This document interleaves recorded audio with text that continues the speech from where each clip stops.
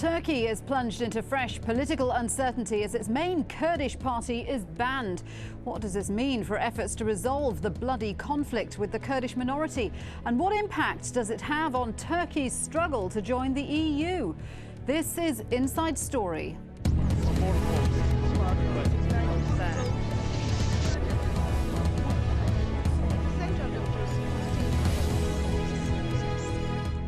Hello, warm welcome to the programme. I'm Shuli Ghosh. Violence erupted in Turkey after the country's constitutional court banned the pro-Kurdish Democratic Society Party, the DTP, for its alleged links to an organisation listed as terrorist by Turkey, the EU and the US. Kurdish activists clashed with police in the southeast, forcing them to use tear gas and water cannon. Battles also broke out in major cities like Istanbul and Ankara. The DTP is the latest in a series of parties to be banned by the Constitutional Court and throws into doubt the recent efforts by Prime Minister Recep Erdogan to end decades of conflict with the Kurdish minority. But defending the decision, the court's chairman said the party's closure was due to its connections with the rebel separatists, the PKK. He said it became a focal point of activities against the unity of the state, the country and the nation. Well, Kurdish MPs have said they'll now quit Parliament. The party's chairman, who's now been banned from politics for 5 years, said the decision is undemocratic. The fact that the Constitutional Court made a political decision which defends the official status and ideology undermined our belief in peace and brotherhood. This is not a legal decision. This is a political decision. We believe in democratic politics, but our friends have expressed their determination to resign. From this day, we are actually withdrawing from Parliament. We will not participate in Parliament, but I hope that everybody will think about today, tomorrow and the future one more time. Well, joining us today to discuss the issue from Istanbul, we have Bushra Ersanli, Professor of Politics at Marmara University and a member of the Democratic Society Party's National Executive Council. From Ankara, Yusuf Kanli, he's the former editor-in-chief of the Turkish Daily News. And from London, we're joined by Fadi Hakura, an Associate Fellow at the Royal Institute of International Affairs. A warm welcome to all three of you. Bushra, let's start with you. How damaging is this for your party? It's damaging for the party and also generally for the society, for the democratization process, which will experience a further dragging and postponing with this event. I think the party, it's not only the party that will be damaged. But Bushra, the DTP has been accused of aligning itself with an organisation that has been listed as a terrorist organisation. Yes, that is alleged so, but DTP is a parliamentarian, is struggling in the assembly for more rights and for democratization.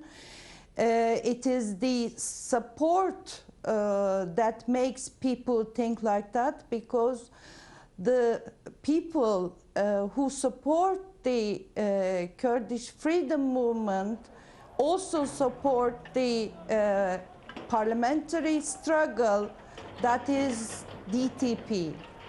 Yusuf, what do you make of this? It's been called an undemocratic decision and it's been accused of undermining the efforts to reconcile with the Kurdish minority. To answer your question, of course, closure of a party is a trauma. In whatever context it may happen, it's a trauma on expression of free will of the people. It's a trauma that no one should appreciate.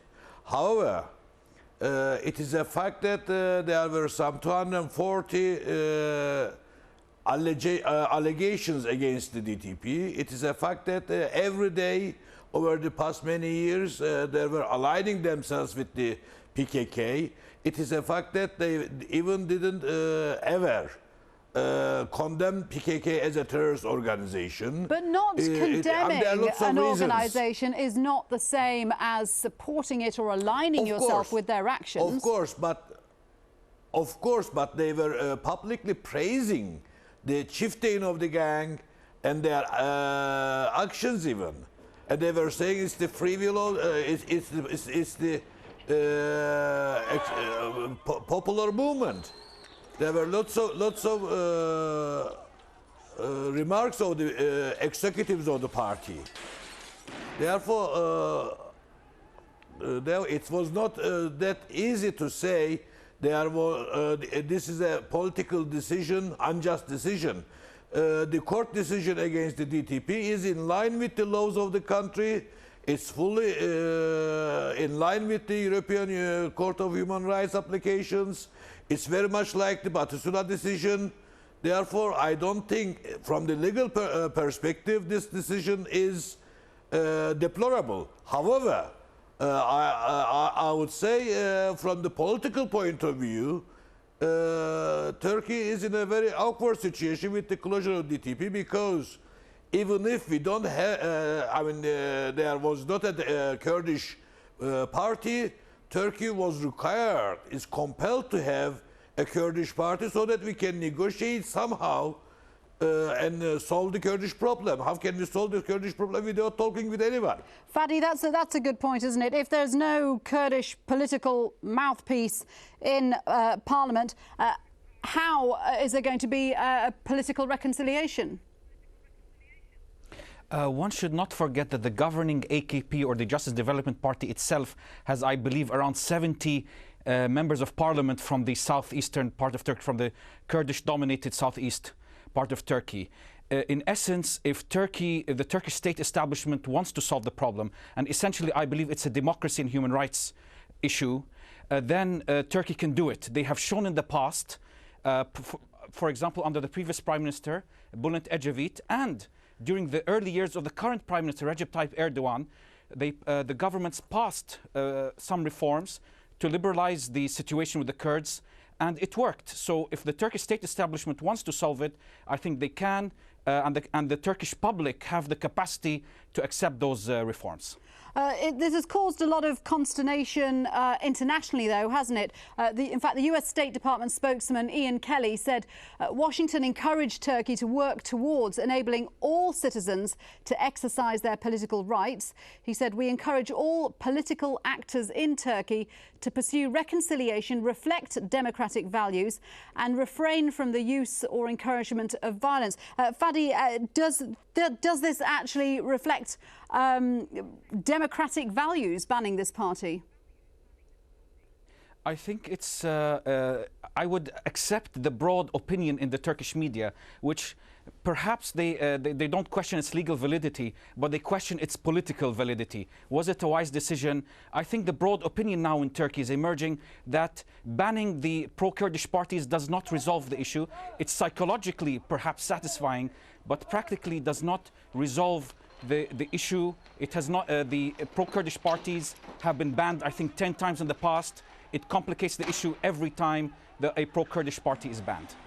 Bushra, how do you think the PKK are going to react to this? Is this going to increase the chances of violence, do you think? Well, that depends on the different actors, the different political actors acting in Turkey. It really depends on the will of reconciliation of the government, taking the responsibility of the new stage of this process, which is hard because of the case, the closure case, which was also experienced, the process was experienced for the governing party, AKP. And after that, the Constitutional Court, even the Constitutional Court, warned that the party law and the election system should be in accordance with the modern democratic societies. There should be some change. DTP has been very active in empowering democratic process in this country in two ways. One, obviously, supporting the disadvantaged position of the Kurds in this country, and secondly, and as importantly, the inclusion and participation of women in politics. This is very conspicuous in the Turkish women's freedom movement in Turkey. It has contributed positively to the democratic process, and without it, without a pro-Kurdish party, it's very hard for the government and for the other actors to proceed. But do you think that the DTP would have made more progress if it had been more openly critical of the PKK? Openly critical it has been so far as acting against any kind of violence, condemning violence. But you know that it's so obvious that throughout history, the supporters of the Kurdish freedom movement has been involved in violence, like many other leftist movements have been in the past. This is a process, and the supporters are also, at least some of them, supporters of the party which struggles for parliamentary struggle. And this is a process. This is going to be hard, but one should recognize that anti-terrorism that has been very much an issue since the invasion of Iraq.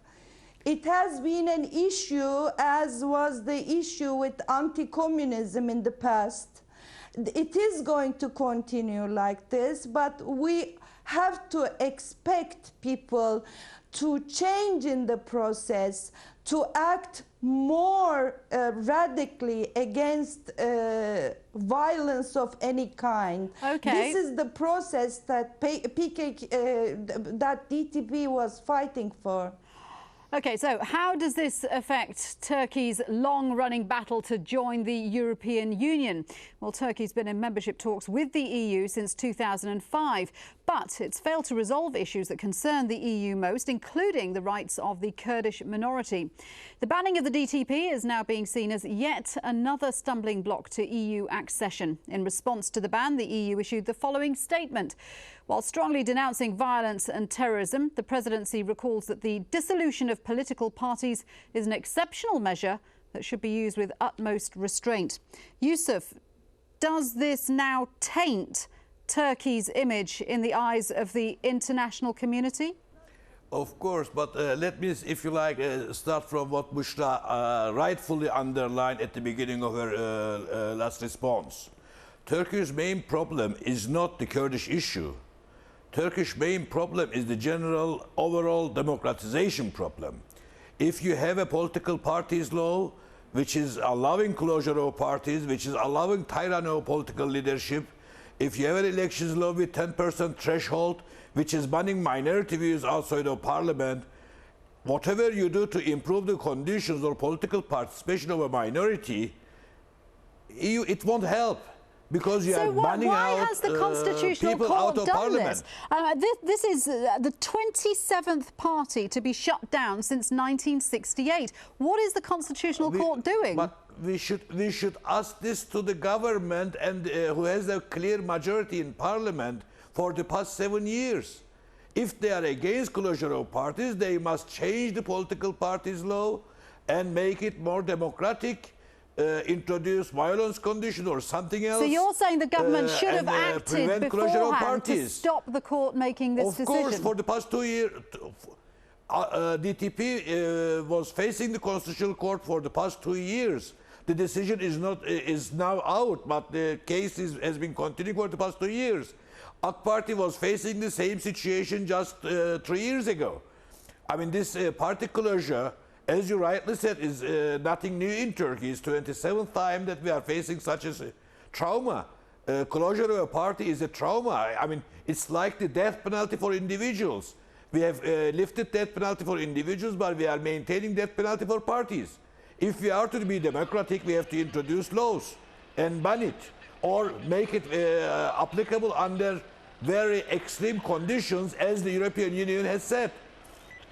But for this, we need to see the political authority act, not the opposition, not the NGOs and others. We keep on stressing it. For Turkey to become a democracy, we have to change the political parties law, we have to change the elections law, and unfortunately, European Union and others who are interested in Turkey keep on talking about minority rights and such, but they are not talking about the majority rights, which is these political party laws, election laws and others, which are curtailing indeed the expression right of minority views. Fadi, do you agree with that, that the government should act to make constitutional changes? Turkey does not only need to change the political party law. Turkey, in fact, needs a new liberal civilian constitution modeled on a Bill of Rights, modeled incorporating modern rule of law, rule of procedures, the due process of law. The current constitution was drafted by the military regime in 1982. And so what really Turkey needs is a much deeper and more comprehensive and accelerated process of democratization and promoting human rights throughout Turkey. It's interesting that Turkey is trying to place itself regionally as a peacemaker, strengthening ties with Iran, neighbours, Iraq and Syria. Some would say, how can it do that when it has such internal problems of its own? Yeah, that is a fair comment. On one hand, for example, the Turkish government, and in particular the Prime Minister Recep Tayyip Erdogan and Foreign Minister Ahmet Davutoglu, say that the West should open direct talks and engagement with Hamas in relation to the Israeli-Palestinian conflict. But at the same time, we see that the government takes a very cautious line towards Kurdish nationalist groups inside Turkey. So this inconsistency may undermine the ability of Turkey to play the role it deserves in the Middle East, Caucasus and other regions surrounding the country. OK, well, many have welcomed the banning of the DTP. President Abdullah Gul has defended the ban and accused the PKK of trying to undermine Ankara's reform plans for the Kurds. Speaking on a visit to Montenegro, he said, what else was the court supposed to do when party leaders declare the terrorist organisation as their raison d'etre? Bushra, Kurdish MPs have threatened to resign from Parliament. Shouldn't they stay within Parliament as independents to demonstrate a commitment to a political solution? I personally believe that they should stay, but the decision will be taken after tomorrow's meeting in Diyarbakir. To answer your previous question, that we should also mention the mental set and the political culture that requires a lot of demilitarization in Turkey. This I use as a very general term, not only related to the military interventions, but to the at large to have more democratized processes in the near future. There needs to be a demilitarization of all the legal system and the education, in which there is that indoctrinates a lot of threat all around the country, and a lot of creates a lot of psychologically defensive attitude. Well, can I ask you, Bushra, can I ask, before this point, before the DTP was banned, Were Kurds Yes. encouraged by the moves that Erdogan's government was making? Were they encouraged that the reform process was going in the right direction? Yes, they were eager, let's say, not encouraged, but they were eager to act along, but not with the plans the limited plans that were made by the government, but they wanted to have a chance to contribute. But this is such a problem. The Kurdish issue in Turkey is a long process of inequality. This inequality and the assimilation process was different 80 years ago, 50 years ago, 30 years ago.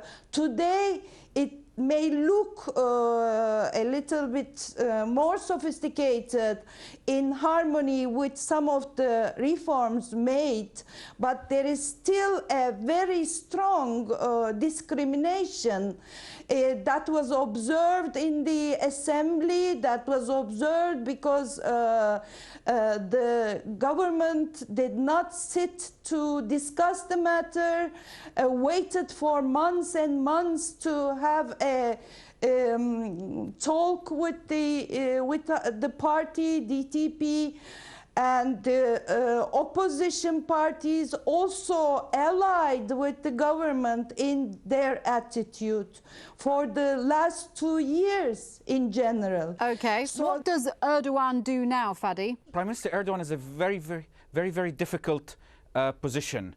The closure case has clearly complicated now any moves to resolve the Kurdish issue. I think the best thing that the Prime Minister can do is try to manage the issue, manage the problem, and what really Turkey needs that eventually, I think a new set of general elections will be needed to, in part, to clear the air. I think at the moment it's very difficult for any politician in Turkey, given the current circumstances that exist, to try to take any forward moves to resolve the issue. Yusuf, do you agree? Erdogan is in a very difficult position, and this is politically damaging for him and his government. Of course, Erdogan is now in a very difficult position, and the Kurdish problem, the Kurdish opening in quotes, which I say is an empty-handed process, has now become even more ambiguous. And I don't think the government has the capacity and the capability of surviving it. An early election perhaps is an advisable way out, but I don't think the government will do that either. My fear is we'll have a surge in terrorism towards April, end of March, and we'll have much more complications in the country. But to come to what Bushra said earlier, the claim that there is a discrimination against DTP right from the beginning is a prejudice, is wrong, because DTP itself, by refusing to condemn terrorism, forced itself out of the scene. I mean, how can you be a political party, try to defend a political solution, but at the same time support this way or the other a separatist terrorist organization, or incite small kids to engage in violence? Very briefly, Bushra, how do you answer that accusation? It's incredible. The DTP always condemned violence. I tried to explain it before. DTP said very openly that the people who support the Kurdish freedom movement that had resorted to arms are also, part of them are supporters of the party. Okay, Bushra, we're going to have to leave it there. Obviously, plenty of discussion, but we've run out of time. I'm so sorry. Thank you to all my guests, Bushra Ersanli, Yusuf Kanli and Fadi Hakura. That's it for this edition of Inside Story. We welcome your comments, of course. Email us at insidestory@aljazeera.net. But for now, from me, Shuli Ghosh, bye-bye.